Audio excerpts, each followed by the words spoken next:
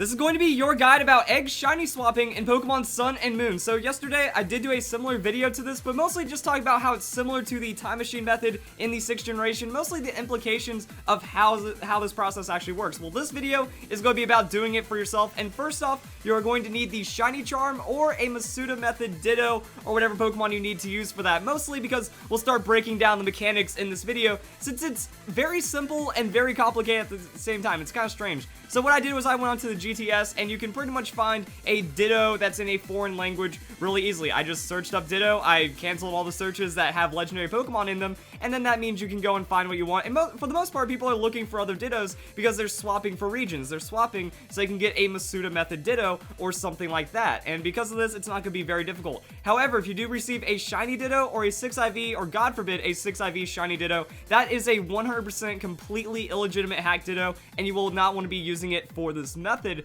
But for the most part, you can just go and search and then find a plain old Ditto, trade one of your plain old Dittos, and then you're going to be good to go. But I do propose a system of naming Dittos, because for the most part, if you're doing SOS chaining for 4, 5, or 6 IV Dittos, you're going to have a lot of them that have overlapping IVs, and this will be very useful to give away and help out some other people. So I'm thinking that maybe you should name your Ditto, or try to rename your Ditto what it has. That if you have 1, 2, 5, 6 as the Ditto name, for example, that means it has hit points, attack, special defense, and speed in its 4 IVs. That means you know what to trade for and what to potentially receive. Now, unfortunately, the GTS doesn't really have a way of moderating this. That what you could do is you could put up a Ditto with this name, and then someone can give you a 0 IV Ditto that they just caught without any SOS chaining, which could kind of screw you over. Also, maybe an abbreviation for the nature. That way people know what nature they're getting as well, or what nature to look for, and what nature you're giving them. So there could be some little changes right here. Unfortunately, people are probably going to ruin the system, but depends on how benevolent you want to be. If you want to help out some people, I think this is a very simple way of doing it,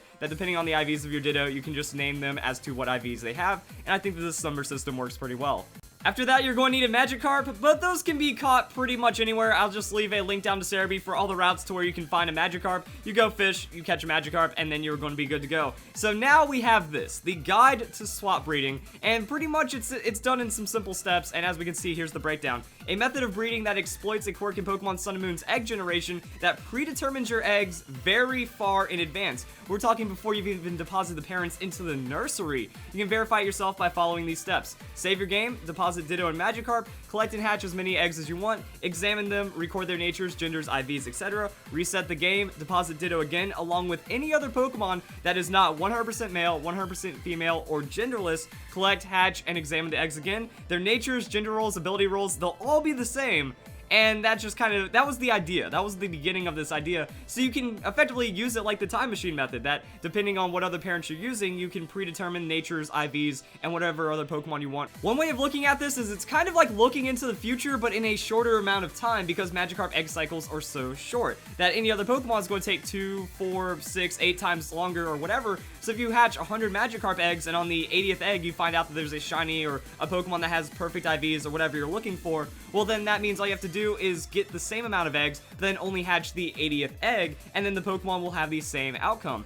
Now, when talking about shiny Pokemon, it's effectively the same idea. Say our 80th Magikarp is shiny. Well, all we have to do is swap out the Magikarp, and then we'll find that our 80th Beldum is shiny as well. Now, Pokemon with much higher egg cycles like the Beldum will take 8 times longer to hatch, but with this idea, we already know which egg it's going to be, so we just count up to 80 eggs. That's it. That once we have our 80th egg, we hatch specifically that 80th egg, so we're not hatching the 79 other at 8 times longer. We're just targeting the egg that we already know has the shiny value in it, and then we're good to go right there. So that's going to be the GG Beldum, and that's where things start getting a little extra interesting. So let's go and talk about why we need the shiny charm, why we need the Masuda method. It's mostly just because the way the breeding system works, that there needs to be a lot of consistency. That say if you're going for IVs as well, you'll need a Destiny Knot on your Ditto, and you don't tamper with that Ditto. That everything is predetermined through something that we don't fully understand yet, but as long as you don't change any of the variables except for the parent that's swapping out, well then you're going to be good to go. And now for applying the methods. So if you don't fully understand breeding, there is a breeding guide that you can check out in the description below, but pretty much it's just going to be basic breeding and then including the swapping, and then everything's going to effectively work out pretty well. So we can see right here that I have a Fletchinder, That way Pokemon eggs will hatch faster. I have my Ditto, have my Magikarp, and then I have the Pokemon that I want to hatch shiny. In this case, it's going to be the Porygon. So what you want to do is you want to go and then save your game, deposit the Ditto equipped with a Destiny Knot in the nursery along with a Magikarp. Now, I don't have Destiny Knot, but if you're doing this for yourself seriously, then that's when you want to go and equip the Destiny Knot. That way you're going to be able to transfer the IVs and stuff. Then what you want to do is collect 30 eggs, remove a parent from the nursery to halt the egg spawns, hatch those 30 eggs, and then if none of those eggs contain the shiny, then you just want to repeat steps 1 through 5. Now, if you do hatch a shiny Magikarp, you want to know how many eggs it has been since your last save. Say, for the example, it's going to be 17 eggs since your last save. Well, that is the egg that has the shiny in it, so just keep track of that number and then reset your game. After that, you're going to want to receive 17 eggs with your new Pokemon. So you put in the Ditto, because remember, we saved before placing our Pokemon into daycare. So we place in the Ditto, and then we also place in the Pokemon that we want shiny. We count out to that number of eggs, and then boom, we're going to hatch that shiny Pokemon that we want for the example. Now, things will be different depending on the Pokemon that you are using. That 100% male, 100% female, and genderless Pokemon, which are classified as fixed gender Pokemon, you'll actually need to do a different method, which is also why I have Porygon. So if you're not using Porygon, you're not using 100% male or female Pokemon, then this really isn't going to apply to you. But in the cases that you are going to want to actually get rid of the first egg and then count every other egg until you reach that number. So say for the example we were talking about 17, our 17th egg is going to be shiny. Well, what happens is when we put the Porygon in, we're going to want to discard that first egg, and then that means we're going to want to add the second egg, discard the third egg, get the fourth egg. Now, every egg that you do receive counts as one, so that means we're going to have to, like, accept and reject until we've accepted our 17th egg, and then that will be the one that has the shiny Pokemon inside. And that's pretty much going to be the bulk of it right there. So like I said, it's very complex in mechanics, but also very simple in execution. However, if you want to do this for yourself, I do recommend checking out all the posts that to go full on to understand every little aspect of this is where it starts getting pretty complicated, and you want to make sure you have everything right or else the method will not work. But it's pretty much just consistency, breeding, and then understanding that it's not really true RNG because of the way the egg determination works. But there is like the Reddit post, there's an Imager post, there's a 4chan post, there's all kinds of things and all kinds of information sources kind of collaborating on this to make sure everything can be done right most of the time. That the idea of egg swapping at its basic form is going to be pretty simple, but if you are doing this for yourself, you want to make sure you don't screw it up, and that's where you can go and check out everything. In my other video when I was talking about it, I did talk about the egg cycles, so you can also determine if this is going to be worth it for you, because I'm lazy. I've said this many times, but I'm lazy when it comes to this. This is not worth it for me to get a shiny Pokemon, because you're effectively getting a shiny at the same time. If you hatch 100 Magikarp and get a shiny Magikarp, we could also hatch 100 of any other Pokemon, and then eventually end up with that 100th Pokemon being shiny. So you're kind of like looking in the future, taking that quick little shortcut to end up with these same Pokemon that you would have had shiny. Because if you don't want a shiny Magikarp and you want, say, a shiny Abra or something, I don't know, Abra's just on screen. So if you want the shiny Abra, well, you'll get the shiny Abra in the same amount of eggs, but in a longer amount of time due to the egg cycles. So that's something to consider. As for IVs, I don't think IVs are going to be like the most detrimental thing. Like if you can't pick up a 5 IV Ditto, if you can't pick up a legitimate 6 IV Ditto, it's not the end of the world because you do need Masuda method. It can be complicated to try to get in contact with someone that has a forward copy of the game that you can trust to not give you a hacked Ditto. So I'm thinking that this is where bottle caps come in. That unless you're going for like 20 shiny Pokemon with this method and you can't like obtain the perfect IVs and stuff like that, that if you have enough gold or silver bottle caps for hyper training, well, that means you're effectively going to have all the shiny Pokemon that you're going to need from this method. It does really help out though if you do have a high IV Pokemon, because while you could get a really bad IV roll, say you get 0 IVs in special attack, that due to the breeding mechanics that you're only going to get 5 of those IVs, so you could get a really bad roll in special attack, just become unlucky like that. So then that means you only have to use 1 bottle cap instead of however many bottle caps it takes to save the other IVs that you have for the Pokemon. But if you do have a foreign friend, well then that means you don't have to use the GTS method. That you get your 4 or 5 IV Ditto or whatever, trade for one of their Ditto, that's going to be pretty good to go. Also, if you do catch it like a legitimate 5 or 6 IV Ditto for yourself, that's going to be really good trade bait for pretty much anyone that has a legitimate 5 or 6 IV Ditto from another region, and then you can use that, and then you can get high IVs. But because of hyper training, it isn't absolutely mandatory, and it won't ruin you if you can't get a really good IV Ditto that is going to work with this method. The idea behind the Shiny Charm is it just makes shiny Pokemon more common. That says you need and or Masuda method, or you need Masuda method and or the Shiny Charm. So it's not going to be like a deal breaker if you don't have a Shiny Charm, but that's just going to take longer shinies.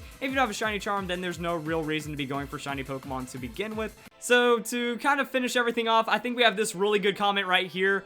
To sum it all up, breeding isn't random anymore. When you drop a Pokemon off at the daycare, even if you hatch 1,000 eggs, you can turn your game off without saving and hatch the same 1,000 Pokemon with 1,000 eggs in the exact same order. Now, I don't know if the 1,000 number is absolutely correct because we don't know how far in advance the egg hatching goes. It could be less than 1,000, it could be much more than 1,000. Now, I'd actually be interested in seeing the amount because the way that SOS battles go, they reset after 255 because the way that SOS battles are coded for binary calculation. So it might be a similar number. It could be 255, could be a much greater number for whatever the RNG is going to work because it isn't a continuous RNG seed. It just kind of applies once and then you can read it for a very long amount of time, which is also why this isn't an exploit. This is easily obtainable through in-game means. You're not glitching the game. You're not manipulating anything. Like, you're not even manipulating the RNG. You're just playing the exact same way with the different Pokemon and then getting the exact same results. And there's nothing wrong about that. That's why I don't understand why people could see this as a bad method or me using exploits and glitches and going against my anti-hacking ways. That's pretty much it. Like, this is very simple right here. The number of eggs you need to hatch to find a shiny is predetermined before you even leave the parents into the daycare, as long as you have these same methods for acquiring it. So when you hit that predetermined number, you just soft reset, leave the new parents, hatch enough eggs to get that magic number again, then you're going to be good to go. So say if you in your game you hatch a Magikarp, 50th egg shiny, turn your DS off, hatch Dratini eggs, 50th Dratini will be shiny. So yeah, it kind of boils it down to its most simple way, and then if you want to get more complicated to perfect this method, that's where all the crazy stuff starts coming into play. Then there's gender roles, ball rolls, whatever. So there we go, guys. Hope you all enjoyed the video. In-depth look at this new shiny method. Is it worth it? I guess that's more up to you. And I know that feels kind of like a cop-out. For me, it's not worth it. I'm going to tell you that. But for some people, there's a lot of people that are dedicated shiny breeders, dedicated shiny hunters. There's people that have already, like, mastered proficiency in the time machine method. So this is going to be like an easier time machine method that you can effectively bulk time machine method.